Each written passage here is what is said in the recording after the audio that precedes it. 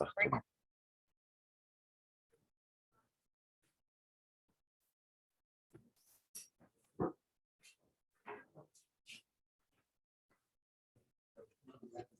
ne te dérange pas, fermer la porte. C'est la page 108. 108.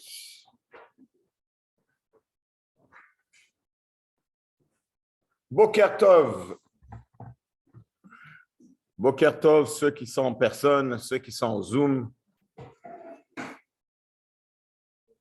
Aujourd'hui, c'est une très, très grande journée, la Hiloula de Rabbi Shneur Zalman, le premier rabbi de Chabad.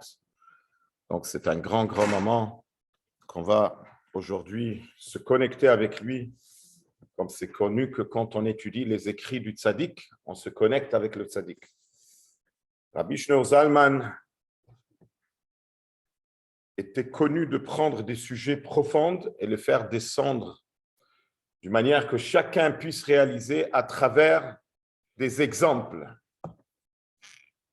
Alors, sur la paracha de cette semaine, Va'era el Avraham, el Yitzchak, ve'el Yaakov, bekel shin dalet yut ushmi Hashem lo nodati lahem. Tout le monde a trouvé la page? Hine va'era yesh bo shne pirushim. Quand Dieu il dit à Moshe Rabbeinu, je me suis apparu, Abraham, à Yitzchak, à Yaakov, il y a deux explications. Un, c'est la shon avar, je me suis apparu dans le passé au patriarche. Et le deuxième, c'est la shon atid, shehu la shon hove, shetamid yesh prinazu bechol zman bechol adam. C'est du futur et c'est du présent. Constamment, HaKadosh Baruch Hu, il se dévoile au patriarche. Parce que En Korina Votela Lishlosha. Il n'y a que 3 patriarches. J'ai pris Nata Avot Yerusha Libne Macharem Bechol Dovado, le Kolchad, le Fumshio Adile. Les patriarches, c'est passé. Quand on voit un juif, on dit hey, c'est le fils de Abraham, Yitzhak et Yaakov, c'est la fille de Sarah, Rivka, Rachel, Léa. Ça veut dire, on a dans le sang Abraham, Yitzhak et Yaakov. C'est un héritage. Alors on dit Eloké Avotenu 3 fois par jour. Eloké Abraham, Eloké Yitzhak, Eloké Yaakov. Abasha, Prinotu Maalot Tzadikim, Kegon Hashvatim, Reuven, Shimon Velevi, Shem, Vadai, Prinat Orot Elonim. Yesh Lecha Adam, Shen Boklal, Prinat Madregot Elu.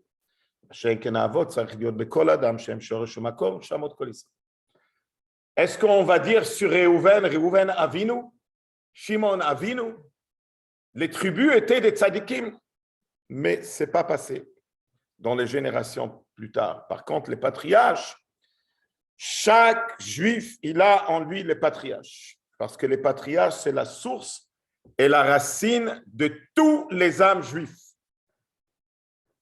Pour comprendre ce sujet, pour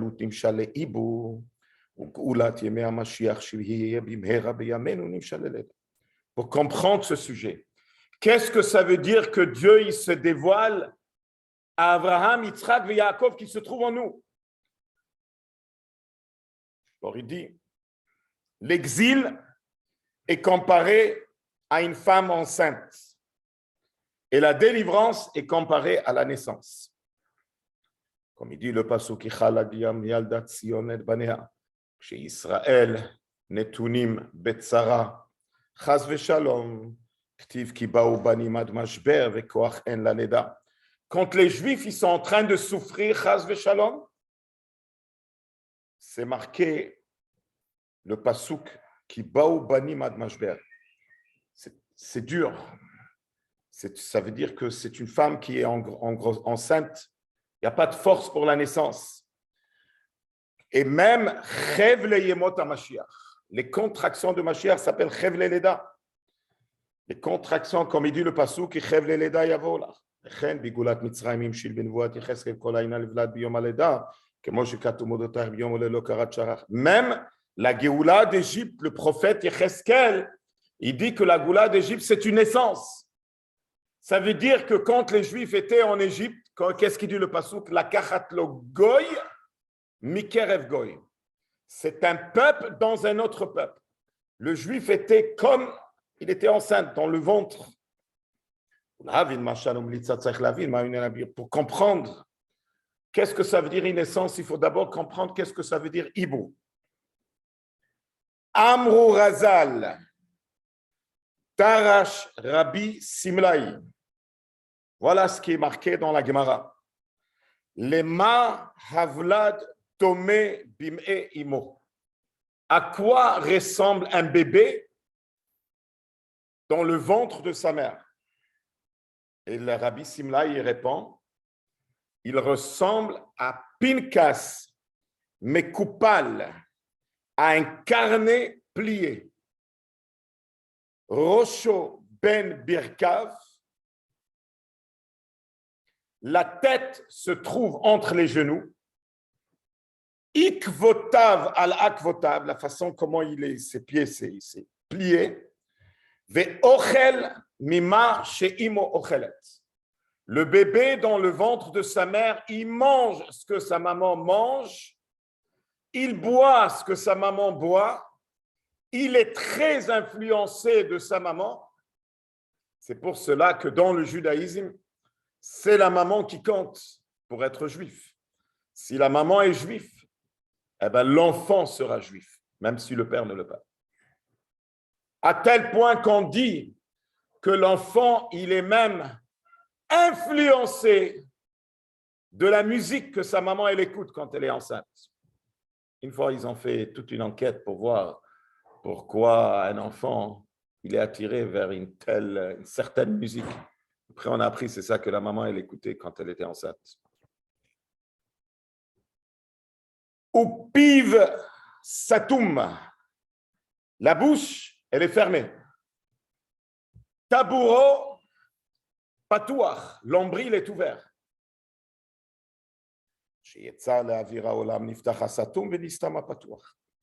Qu'est-ce qui se passe quand un bébé il sort?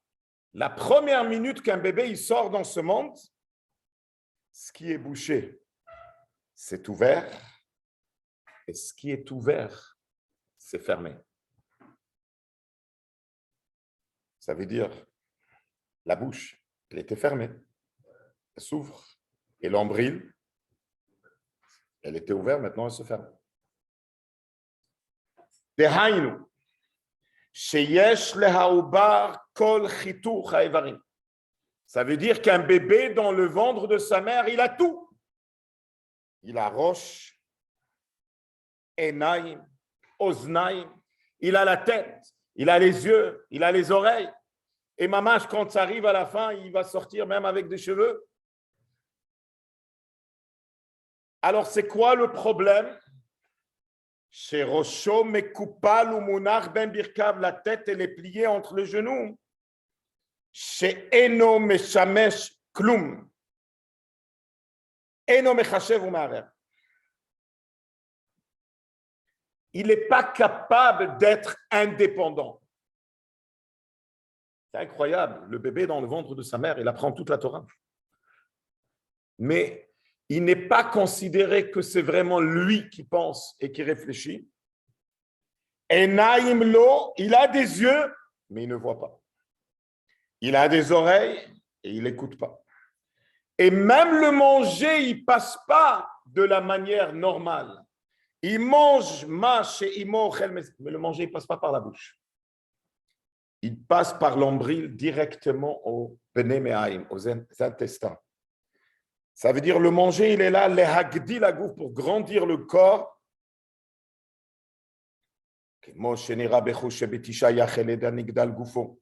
Qu'est-ce qui se passe durant le 9 mois de grossesse? Le bébé, il grandit.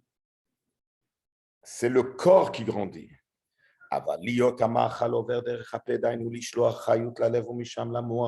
שהם אברי הנשימה שנגמרו כל איבריו ויש בו אברי הנשימה גם כן מכל מקום הרי לא נשמת רוח חיים עד שיצא לאוויר העולם. C'est quoi l'avantage? C'est quoi la différence si le manger il passe par l'ombril ou il passe par la bouche? Quand le manger il passe par la bouche, alors automatiquement ça va donner une vitalité au cœur et de là-bas ça va passer au cerveau Ça, c'est les membres de respiration. Alors, il a tout. Il a tout et il n'a rien. Il a tout. Mais il n'a pas encore une nishmat ruach chaim. Au moment qu'il sort, on pose toujours la question, le bébé, il est très confortable dans le ventre de sa mère. Il est bien. Alors pourquoi on fait toute une fête quand il sort? On dit on célèbre le jour que l'enfant il est né, c'est une joie. Et chaque année, on célèbre le jour de la naissance. Il dit, vous savez, nos sages, ils disent, c'est quoi le signe qu'un bébé il est né? Est-ce que vous savez c'est quoi le signe? Comment on sait qu'un bébé il est né? C'est quoi le signe? Hein? Oui. C'est ce que nos sages disent, quand il pleure. C'est incroyable. Ça veut dire qu'il devient indépendant. C'est lui qui pleure. C'est plus, jusqu'à présent, c'était sa maman. Maintenant, c'est lui qui pleure. Il est devenu indépendant. Et Mamash, il dit ici, Hu Siman, ça c'est le Siman de la naissance. Parce que tout d'un coup, qu'est-ce qui est arrivé? Sa tête, elle est sortie. ולכן אינו שולח חיות לעברי הנשימה, אלא לעברי המזון בלבד, דרך טבורו, ששם הוא משכן הבני מאיים, עברי המזון. Donc, qu'est-ce qui se passe quand le manger, il ne passe pas par la bouche, il passe par l'ombril, alors il n'envoie pas de vitalité à les membres de respiration, il n'envoie que à les membres de la nourriture. Là-bas se trouvent les intestins, ça veut dire, ça donne de la nourriture. Mais Rosho,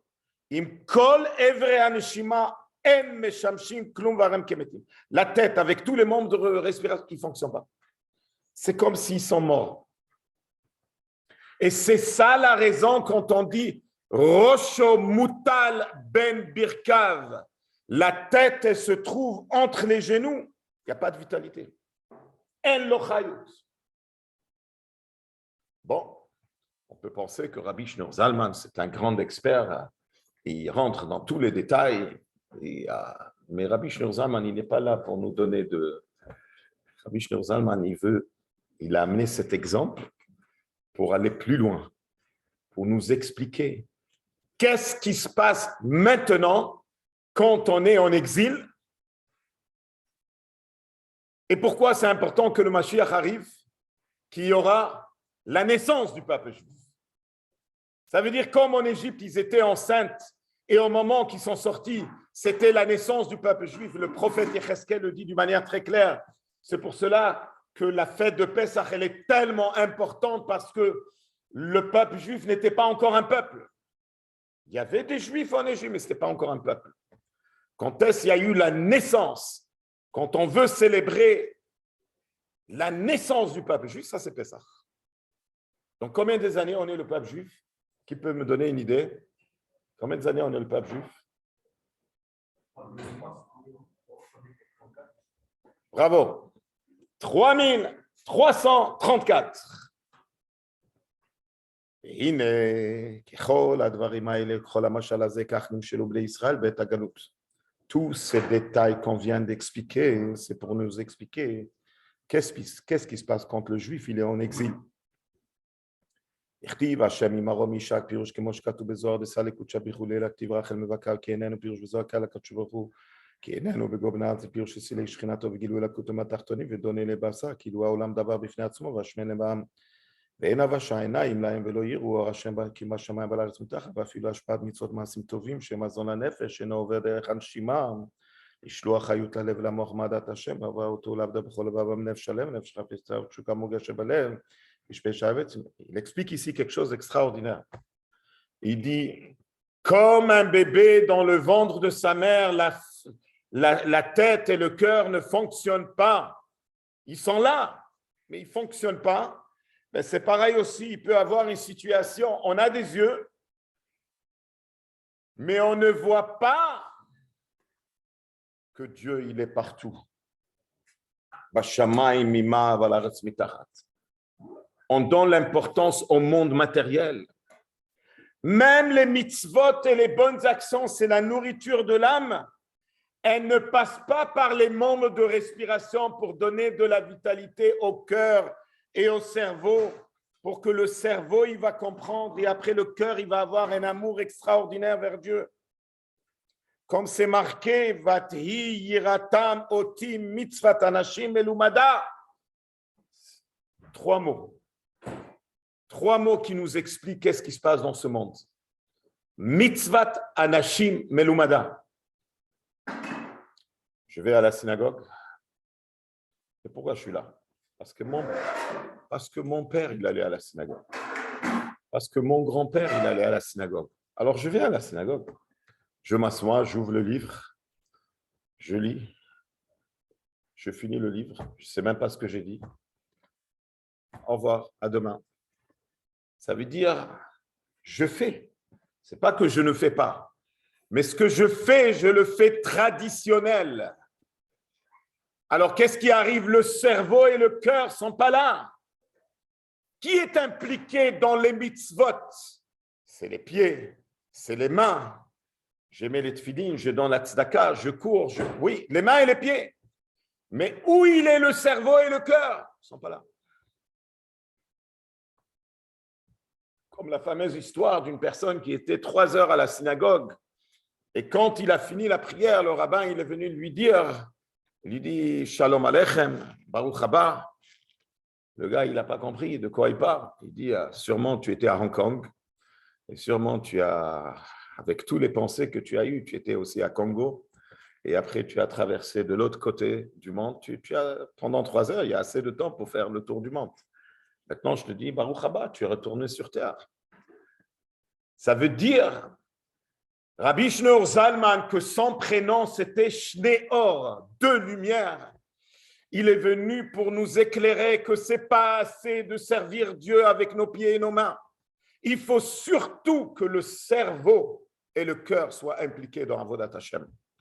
C'est pour cela qu'il a écrit un livre de Tanya. Le livre de Tanya, comme il y a un Shulchan Aruch qui est en train de nous dire quoi faire, eh bien le Tanya aussi, c'est un Shulchan Aruch pour la mitzvah de aimer Dieu et la crainte de Dieu. Ahavat Hashem, Yirat Hashem qui se trouve dans le cœur. Mais malheureusement, combien de fois il dit que la personne, il est froid, il est glacé. Il manque l'excitation pour faire une mitzvah. Il n'y a pas. Il le fait, ok. Encore une mitzvah. Et là, il lâche une bombe. 3 mots. Vezeu ikar hagalut beruchaniut. C'est ça l'essentiel de l'exil. Il y a des gens qui pensent que l'exil, c'est parce qu'on souffre. Malheureusement, il y a des gens qui sont malades. Malheureusement, il y a des gens qui souffrent avec la parnassa. Il y a des gens qui souffrent avec l'éducation de leurs enfants. Il y a des souffrances dans ce monde. Ce n'est pas un monde simple. Alors, on demande, il faut que le Mashiach arrive, il faut qu'il nous sorte de ces souffrances. Celui qui demande que Mashiach nous sorte des souffrances de Covid, c'est un tout petit Mashiach. C'est pas ça. C'est pas ça. Mashiach, c'est pas... Oui, il va être là, il va nous sortir des problèmes matériels. Mais il dit qu'il y a quelque chose de plus important. C'est ce qu'on souffre spirituellement, que je viens prier et je viens étudier et le cerveau et le cœur ne sont pas là. Que c'est traditionnel, que c'est que les mains et les pieds qui sont impliqués. C'est ça l'exil. Et la délivrance, c'est que le cerveau et le cœur vont fonctionner. Il dit, voilà, le but de l'arrivée de Mashiach, c'est qu'il y aura une naissance. C'est quoi la naissance? Qu'est-ce qu'on a expliqué avant? C'est quoi la naissance? Hey, tout d'un coup, il est indépendant. Ce n'est pas la maman qui pleure, c'est lui qui pleure. Il est indépendant. C'est le bébé qui a besoin de manger. Ce n'est pas que la maman, elle mange et automatiquement le bébé, il mange. Là, tu dois faire nourrir le bébé. Là, il est indépendant. Et là, il nous dit, Voilà le but de l'arrivée de Mashiach. Il y aura Idgal Otor Hashem Bekerevish Velev Amok. Hashem, il va se dévoiler. Comme il dit le fameux passouk dans la prophétie de Yeshayahu, quand on le lit dans la Haftara du dernier jour de Pesach, qu'est-ce qu'on dit? Venigla kvod Hashem. Hashem, il va se dévoiler, verra ou kol basar. Et le passouk, il dit ki ayin be'ayin yir'u. Tout d'un coup, on va voir, tu vas marcher, tu vas essayer d'arracher une figue Shabbat. Qu'est-ce qui va arriver? Pas au courant? Personne n'est au courant? Tu vas essayer d'arracher une figue Shabbat, c'est marqué que la figue, elle va crier. Elle va dire Shabbat Hayom. C'est Shabbat aujourd'hui. Hachem, il se dévoile, mais d'une manière dévoilée. Les pierres, ils vont parler. Tu vas marcher.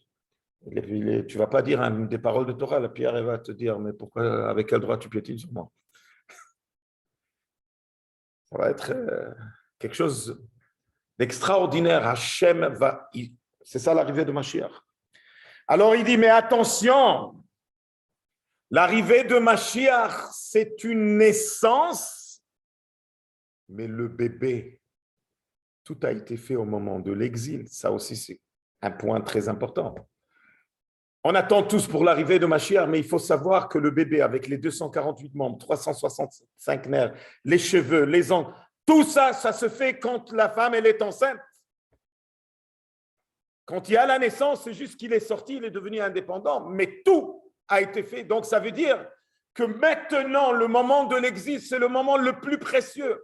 Tu ne peux pas arriver à une naissance s'il n'y a pas cette grossesse. Impossible. C'est marqué que quand Mashiach va venir, les gens ils vont s'arracher les cheveux. Comment ça se fait qu'on n'a pas fait plus? Parce que selon ce qu'on fait maintenant, c'est ça la récompense qu'on va recevoir. Ça veut dire que le moment le plus précieux, c'est maintenant. Non, tout ce qu'on fait maintenant, c'est ça qui va donner la naissance. Alors, qu'est-ce qu'il faut faire si ça dépend de nous maintenant? Rabbi Shneur Zalman, il vient avec une idée révolutionnaire.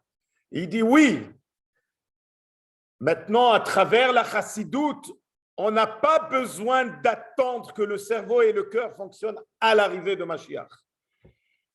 Avec la lumière de la chassidoute, on est capable de réveiller le cœur et le cerveau maintenant. Bezrat Hashem, à l'arrivée de Mashiach, ça va être encore plus fort, mais c'est maintenant le moment. Comment on fait? Chaque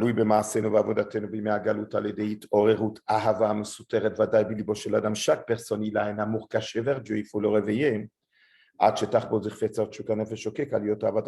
Et c'est ça qu'on dit. Shema Yisrael, Hashem Elokeinu, Hashem Echad. Et tout de suite après, qu'est-ce qu'on dit? Ve'ahavta et Hashem Elokecha. Donc, c'est quoi la traduction du mot Shema? Shema veut dire quoi? Non. Quand les Juifs, ils ont dit Naaseh ve'nishma, est-ce que ça veut dire on va faire et après on va écouter? On va comprendre. Donc, Shema Israël, ça veut dire, toi, le Juif, il faut que tu comprennes, il faut que tu approfondis. Quand tu approfondis dans la grandeur de Dieu, alors automatiquement, tu vas arriver à aimer Dieu. Donc, il faut faire fonctionner le cerveau et le cœur. Il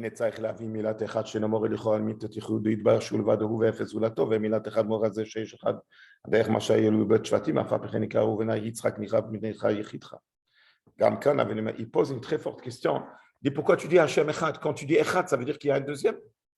Pourquoi tu ne dis pas Yachid comme Yitzhak? C'est marqué Kachna et Bincha et Yechidecha. Il fallait dire Hashem Yachid, il est unique. Il explique oui, par rapport à Kadosh Baruch, on ne peut pas dire le mot Echad parce qu'il est Yachid ou Yuchad. Mais la raison pourquoi on dit Echad, Aleph c'est un, Chet c'est les 7 cieux et la terre, et Dalet c'est les 4 points cardinaux pour nous dire que partout, même dans un monde où il y a la division dans le ciel, dans la terre, partout, Hashem il est Echad. Tout le monde sont annihilés vers Dieu. Tourne la page à la page 110. Il est en train d'expliquer en énormément de détails quand on réalise que HaKadosh Baruch Hu, même ce que tu arrives à comprendre, mais Akadosh Baruch Hu, il est beaucoup, beaucoup plus haut de ce que nous. Par rapport à Akadosh Baruch Hu, il n'y a pas de haut, il n'y a pas de bas. Il ne rentre même pas dans tout ce qu'on voit dans ce monde. C'est une toute petite étincelle de Dieu qui s'est dévoilée pour créer ce monde. Nous, on est impressionnés. Des milliards de créatures dans le minéral, dans le végétal, dans l'animal, dans l'être humain. Vous savez qu'il y a des pierres qui peuvent amener un succès. Il y a différentes sortes de pierres. Des herbes, il y a des herbes qui sont du poison, il y a des herbes qui sont de la guérison. Il y a toutes sortes des herbes. C'est pareil aussi, il n'y a pas une personne qui ressemble à l'autre, même des jumeaux. Alors, c'est merveilleux tout ce qu'Akadosh Baruch Hu il a créé. Tu dis tout ça, c'est rien que Hodo, c'est une toute petite étincelle de Dieu. Alors là, il nous dit le but d'un juif, le passouk qui dit dans la paracha de cette semaine, Veyad'u Mitzrayim ki ani Hashem. Il faut que les Égyptiens reconnaissent qu'il y a un Dieu sur terre.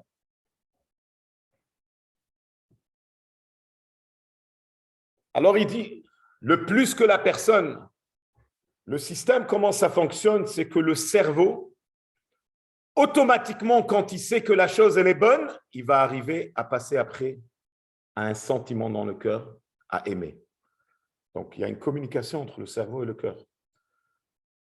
Pour arriver à aimer Dieu, je dois d'abord faire fonctionner le cerveau, il faut étudier sur la grandeur de Dieu. Maintenant, quand tu arrives à aimer Dieu, et on dit avec tout ton cœur, pourquoi c'est marqué avec deux bêtes et pas un seul bête pour dire que tu vas aimer Dieu même avec le Yetzer Hara, même avec le penchant du mal? Oui. Tu as réveillé un amour vers Dieu. C'est quelle force des patriarches qui représentent l'amour vers Dieu? De tous les trois patriarches, qui c'est qui représente l'amour vers Dieu? Chazak, Avraham Avinu. Ça, c'est la première force. Notre mission, c'est de réveiller un amour vers Dieu. Et tout de suite après, quand tu arrives à aimer Dieu avec une flamme de feu, tout d'un coup, le Yetzer Tov, tout d'un coup, la personne, il commence à s'énerver sur des choses qu'avant, il s'en foutait. Quand tu réalises que la Torah, c'est vrai, et le judaïsme, c'est vrai, et tu donnes de l'importance à cela, et ça a pénétré ton cœur est rempli d'amour vers Dieu, des choses qu'avant, ça ne te dérangeait pas. Tout d'un coup, ça commence à te déranger.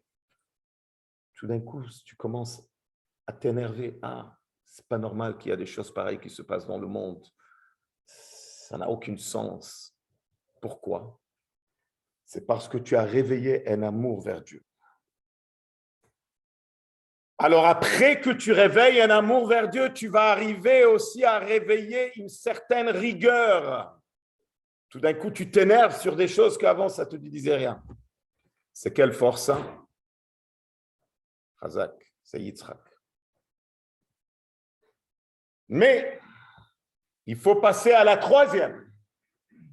La troisième, Yaakov Avinu, c'est qu'il a pitié, il réveille Rachamim, c'est la troisième force. Et quand il réveille de la pitié, il arrive à avoir la joie. Comme il dit le Passouk, servez Dieu avec joie. 98 contraires de bénédiction dans Parashat Kitavo. Qu'est-ce qu'il dit le Harizal? Toute la raison pourquoi ils sont arrivés, parce que tu n'as pas servi Dieu avec joie. Chaque fois que je pense à ce Passouk, comment le Harizal a expliqué, on peut devenir fou. C'est-à-dire, on part d'un juif, il fait 3 fois par jour la prière, il va à la synagogue, il étudie, il fait tout. Mais il lui manque de la joie. La Torah dit, tu n'as pas de la joie, 98 contraires de bénédiction vont arriver. Mais le pauvre, mais pourquoi? Pourquoi tout tombe sur lui? Mais il fait tout. Alors il explique. Parce que la joie, c'est comme si tu construis une belle maison et tu as plusieurs chambres, et c'est tellement beau, et c'est grand, et c'est immense, mais tu n'as jamais fait attention à les fondations. Que Dieu préserve. Cette maison, elle ne va pas tenir. Tu peux faire Torah et Mitzvot, mais la base, où elle est la base? La base, c'est la joie. La joie veut dire que chaque fois que je fais une mitzvah, je dois être excité. Ah, maintenant, je veux me connecter avec Dieu. C'est qu'elle changeait. Moi, une personne tellement simple que le roi, il me donne la chance de se connecter avec lui. J'ai une chance de s'asseoir, étudier la Torah, de s'unir avec Dieu. Ça n'existe pas de devenir un avec Dieu, seulement chez nous, le peuple juif. Donc, il dit que la joie, elle est considérée à du lait. La maman, quand elle veut réjouir son bébé, qu'est-ce qu'elle fait? Elle allaite. C'est marqué que le lait de la maman, c'est une bracha, qu'il y a tellement de vitamines.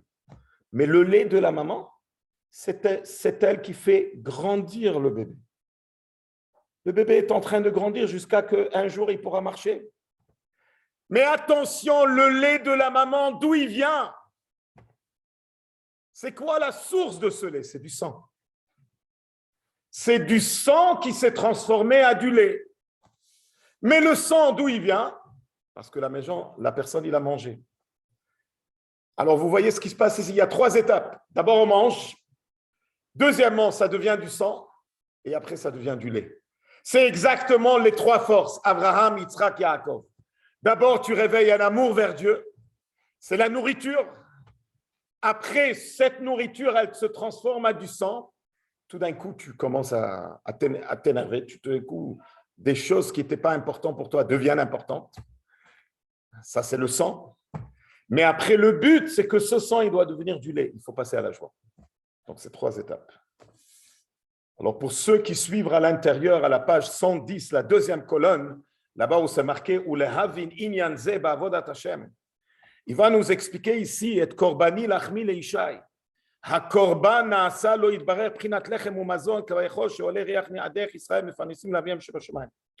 tous les jours on dit וידבר השם ונצב את בני ישראל ואמרת עליהם את קורבני לחמי לאישי קורבני לחמי. Dieu il dit le sacrifice c'est mon pain. Depuis quand Dieu il mange, il mon pain. Qu'est-ce qui se passe ici? Et il dit que ça veut dire quand nous, on mange, qu'est-ce qu'on réussit à travers manger? On réussit à garder notre âme dans notre corps. Parce que quand une personne il décide de ne plus manger, que Dieu préserve, son âme va quitter le corps. C'est incroyable. L'âme, elle est entièrement spirituelle. Le corps, il est entièrement matériel. Et Hachem, il a fait une merveille. Il a connecté l'âme dans le corps d'une manière que l'âme, elle est influencée du corps. Ben, c'est pareil aussi, Dieu, il est infini, illimité, mais nous, on veut que Dieu il soit connecté avec nous. Alors, nous, on a certaines choses qu'on fait, les sacrifices aujourd'hui, qu'on ne peut pas faire les sacrifices, c'est les prières. Et à travers cela, on garde que Dieu il soit avec nous dans ce monde. Si on va arrêter de le faire, Dieu il va monter en haut. Il ne va plus être connecté avec nous. C'est ça le secret de ce passouk, Korbani Lachmi. Vous faites du sacrifice, ça devient du pain. Maintenant, c'est quoi le rôle du sacrifice? C'est de prendre notre âme animale. להקריב גם נפש הבהמית שבאדם בשעת הבאת קורבנו מן הבהמה בכוונה למסור נפשו להשם להביא רוח טומאה מן הארץ וכל מחשבות יבטלון. Tous les mauvaises pensées, ils sont annulées, on les brûle sur le misbéach, c'est ça le sacrifice. Mais maintenant, il n'y a pas de Beth Amikdash. Batlou à korbanot, on ne peut pas. On a une âme animale. On n'est pas capable de l'annuler, cette âme animale. Ça, c'est rien que le tzaddik. Alors, qu'est-ce qu'ils ont fait, les chachamim? Ils nous ont donné, on vous offre un cadeau. Faites des prières. Et les prières, c'est en face des sacrifices qu'on faisait dans le Beth Amikdash. Et c'est ça qu'on dit, Baruch Ata Hashem. אף שאין אנחנו יכולים לעשות חובותינו בתרותא דתא אף על פי כן התערותא דלילה מחמד כי חפץ חסד הוא ויוברח ויומשך מלעילה ביחד השם להיות שמו בבחינת אלוקינו. On dit Baruch, on est capable, Baruch ça vient du mot Hamshacha, amener que Dieu il soit Elokeinu. qu'il pénètre en nous et nous on soit annulés vers lui. Quand on dit 248 mitzvot assez, c'est quoi? C'est 248 différentes lumières de Dieu qui sont en train de descendre dans ce monde. Et c'est mamash comme de la nourriture. Comme quand une personne, la main se renforce dans le corps, ben c'est pareil, chaque fois que tu fais une mitzvah, tu es en train de renforcer Dieu dans ce monde. Tu es en train de faire une maison pour Dieu dans ce monde.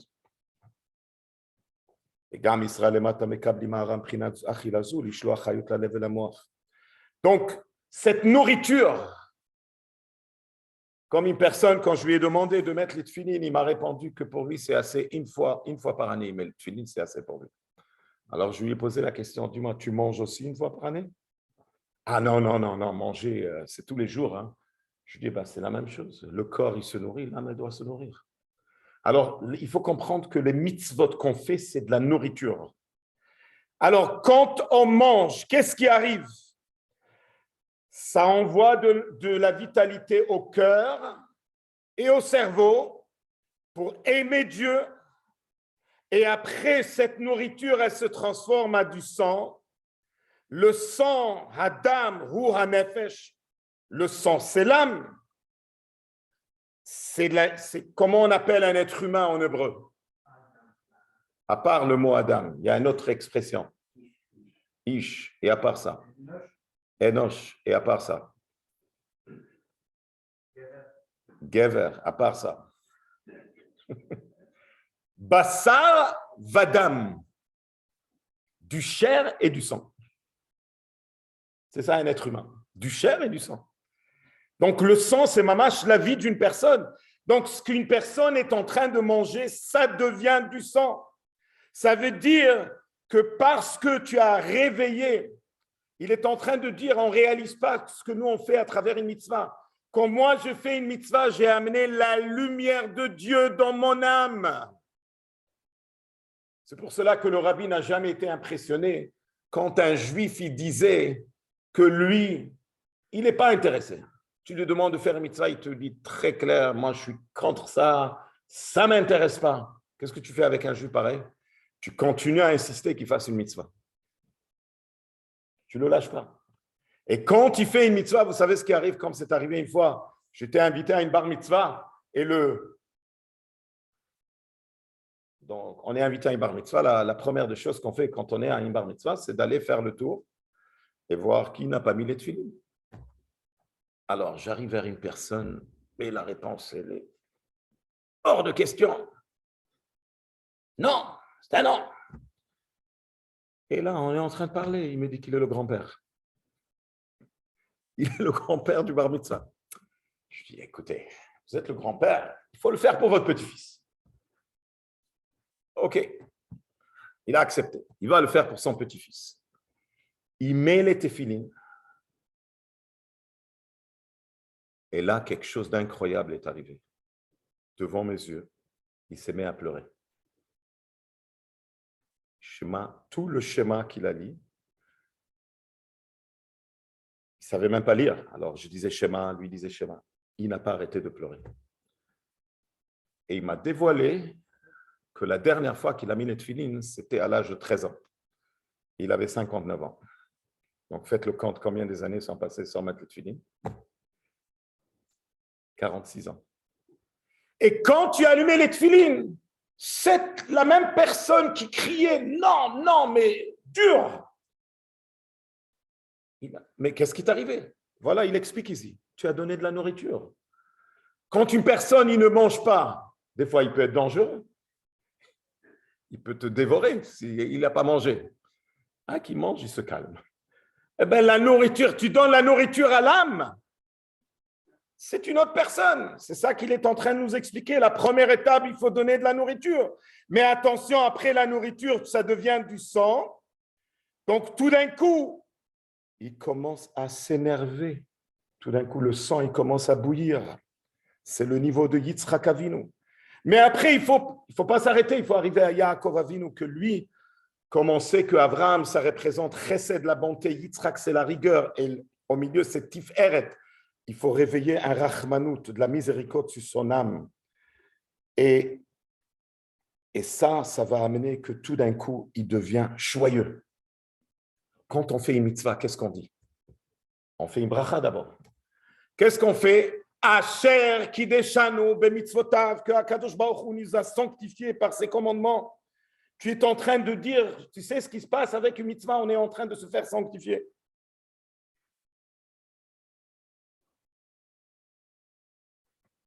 Est-ce que vous réalisez maintenant la profondeur d'un tout petit passage de la Torah? Ça, c'était la force de Rabbi Shneur Zalman.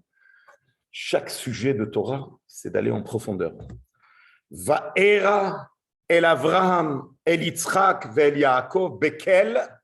Après, il dit le nom de Dieu. Shin Dalet Yud. Vous savez que Shin Dalet Yud, en hébreu, ça vient de quel mot? Shadaim. Shadaim, c'est quoi?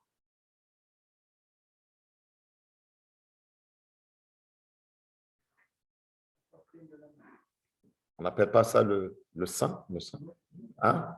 Le sein de la maman. Que là-bas, le bébé, il est en train d'allaiter. Alors, il est en train de dire, voilà ce qui va arriver. Va'era, c'est pas rien que je me suis apparu à Abraham, Yitzhak et Yaakov dans le passé. Je suis en train de me dévoiler à Abraham, Yitzhak et Yaakov maintenant, à Abraham, Yitzhak et Yaakov qui se trouvent dans chaque juif. Et ça devient Shin Dalet Yud, c'est le sein qui est en train d'allaiter le bébé. C'est nous le bébé qu'on est en train de se faire allaiter.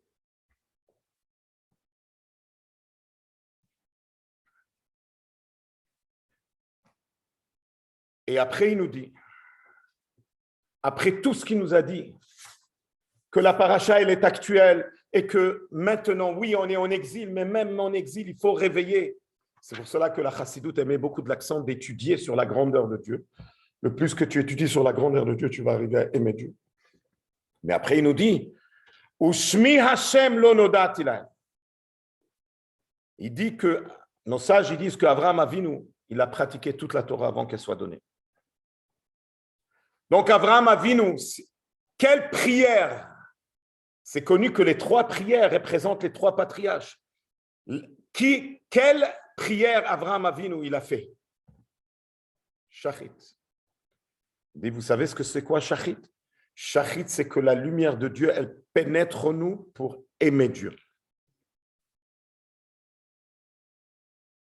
Après, il y a Yitzhak, Mincha, Yaakov, Arvit. Moshe Rabbeinu, il représente un autre niveau. C'est-à-dire, Avraham, tu réveilles l'amour, Yitzhak, tu réveilles la rigueur, Yaakov, Rachmanou, mais c'est des midotes qui existent. La personne, il existe. Moshe Rabbeinu, c'est marqué sur lui quand il a parlé, il a dit et nous, qu'est-ce qu'on est? Annulation totale vers Dieu. C'est pour cela que lui, il a mérité que la Torah ait été donnée par lui. Et c'est connu que Moshe Rabbeinu, la Shechina, est parlé de sa gorge. Shechina medaberet mitor grono shel Moshe. C'est-à-dire, tant que la personne, il sent que c'est lui qui aime, que c'est lui qui a la crainte, c'est lui qui a la joie, il existe. Moshe Rabbeinu, il représente un niveau encore plus haut. J'existe pas. Tout ça pour nous expliquer qu'est-ce qui représente Moshe Rabbeinu. Moshe Rabbeinu, il représente l'étude de la Torah. Alors il dit, moi je n'ai pas donné le nom Yudke Vavke au patriarche. Ça, c'est arrivé avec le don de la Torah. Yudke Vavke, c'est l'annulation totale. Quand un juif, il étudie la Torah, il n'y a pas encore une union extraordinaire que tu peux avoir avec Dieu comme l'étude de la Torah. À travers l'étude de la Torah, tu deviens un avec Dieu. C'est pour cela que l'étude de la Torah est considérée un mariage. Comme dans un mariage. C'est quoi? Pourquoi dans le judaïsme, le mariage, c'est la plus grande joie? Pourquoi c'est tellement important de se marier? Pourquoi on n'arrête pas à dire aux jeunes qu'il faut se marier et pas traîner? Pourquoi? Parce que le mariage, ce n'est pas 2 personnes, c'est 2 moitiés qui deviennent un. deux moitiés d'âme. Le mariage, c'est une connexion plus profonde que des parents avec un enfant. Parce que des parents et un enfant, c'est deux personnes différentes. Un mariage, ce n'est pas deux personnes, c'est une, c'est deux moitiés. Voilà le niveau de Moshe Rabbeinu. Il y a d'abord que tu réveilles l'amour, la crainte, la joie, les trois niveaux Abraham, Yitzhak et Jacob, mais ça, tu existes encore.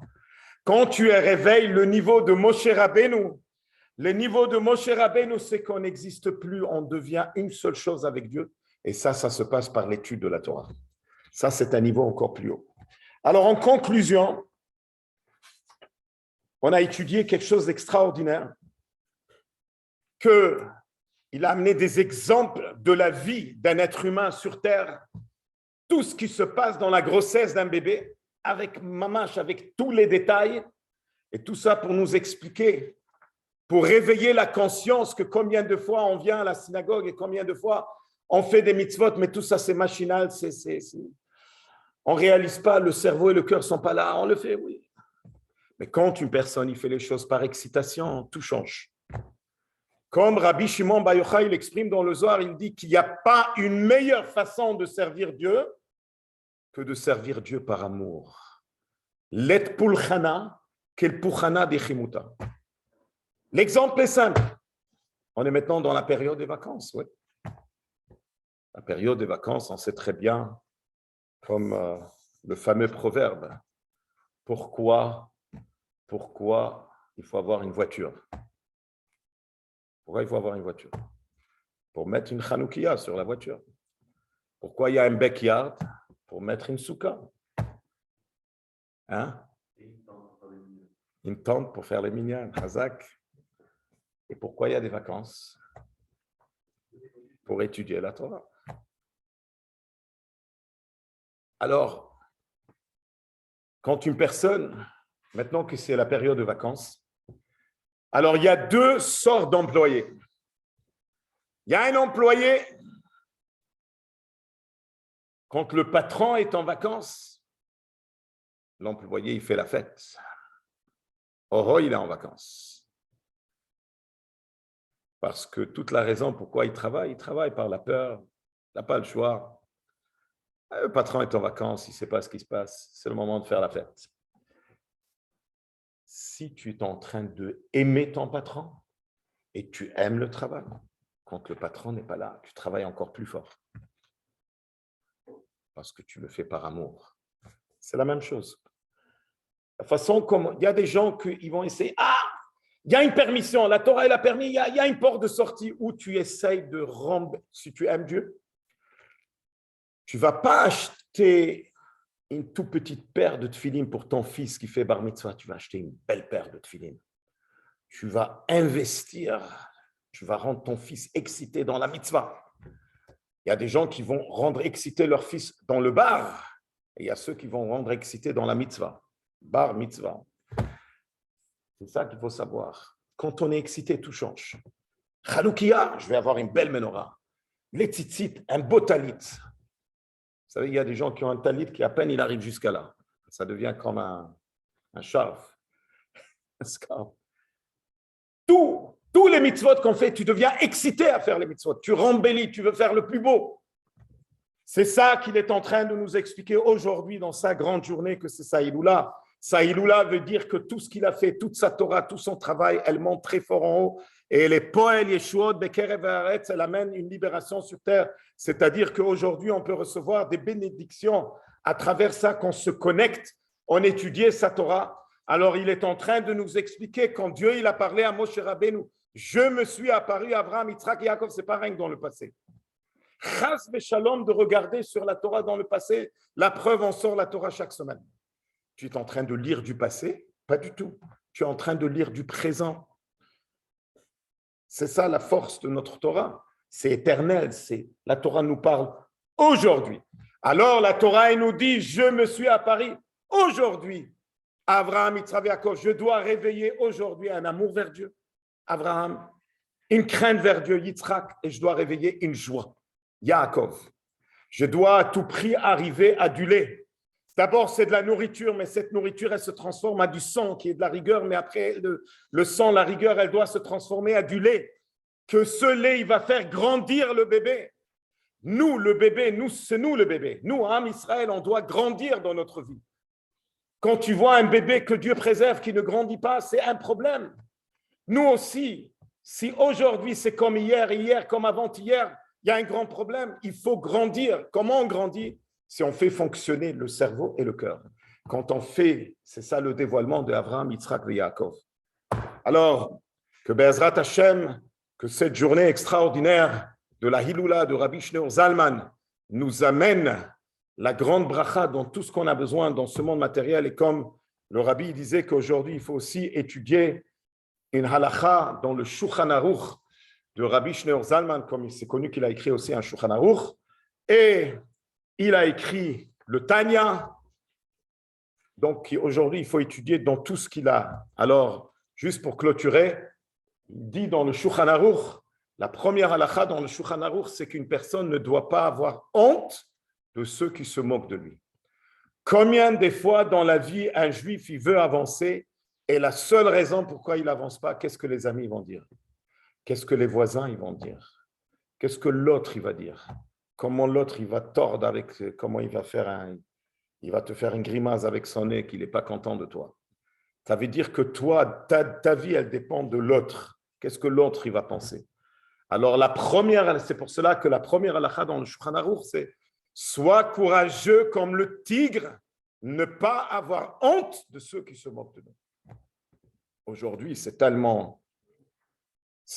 une réalité parce qu'on vit maintenant dans un monde qui est complètement à l'envers. Et aujourd'hui, le balagan dans le monde, et on a vécu l'année dernière tout ce qui se passait, les voisins qui rapportaient un sur l'autre, tout le balagan. Nous, on doit savoir qu'il n'y a pas plus précieux que la synagogue. La synagogue, c'est la maison de Dieu. Et il faut continuer à venir à la maison de Dieu. Et Be'ezrat Hashem, on va voir avec nos propres yeux, comme on a étudié au début du Mahamar, c'est quoi l'arrivée de Mashiach? Le dévoilement de Dieu. Le dévoilement de Dieu est déjà en train de se faire. À travers Covid, Dieu est en train de se dévoiler.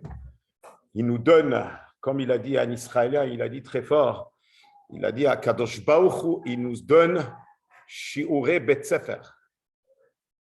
Vous savez ce que ça veut dire? Il nous donne des cours d'école maintenant. Les cours d'école, c'est que tu as essayé tout. Tu as essayé avec le premier vaccin, tu as essayé avec le deuxième vaccin, et tu as essayé le troisième vaccin, et en Israël, ils donnent le quatrième vaccin. Et tout d'un coup, il y a une variante qui arrive et qui te donne à réfléchir. Hey, avec tout ce qu'on fait, on n'arrive pas à s'en sortir, et c'est déjà la troisième année de Covid. Ah, je pense qu'il y a un Dieu qui dirige cette affaire. C'est plus dans nos mains. Il y a quelque chose qui se passe. Vous savez, c'est la paracha de cette semaine. Il y a eu le sang. Les magiciens, ils ont dit, nous, on peut faire la même chose.